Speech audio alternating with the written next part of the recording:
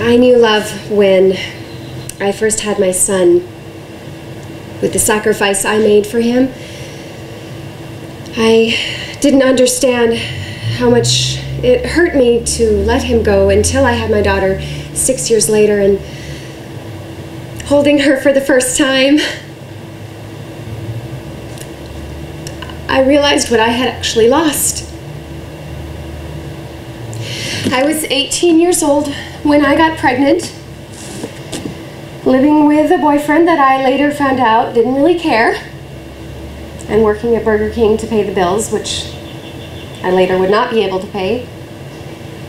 And my grandmother opened my eyes to adoption, knowing that I didn't want this baby, and that I wasn't ready for motherhood. Hell, I didn't even like kids. And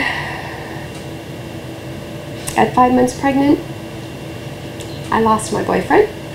He said he felt like we had broken up and that he didn't want anything to do with me or the responsibility of that choice. I had already found an adoption agency and a wonderful couple for my child, and I started a tedious friendship, all of them while living with my mom. And my family was supportive of me while I had the baby in the hospital. And the adoptive parents were gracious, but I was depressed.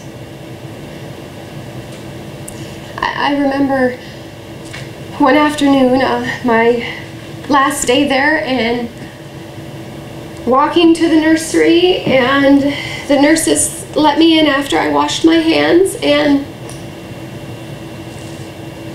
I sat next to his crib, crying and burning with a desire to just pick him up and run. But I kept my arms folded and I shuffled back to my room, burning with a need that I could not fill. And my life after that, it didn't have the same zest, and I was always looking for ways to fill that void with drugs and alcohol, to escape and forget. And I should have gotten help, but I tried to just suck it up and be brave for myself and my family. And then after moving 600 miles away from my friends and home and life, I found salvation and meaning in becoming a wife and a mother. It opened my eyes to the destructive life that I had been living. And having my daughter allowed me to see myself for who and what I really was. Honestly, it was God putting Alexandra into my life that saved me. And for several months, I have really lived.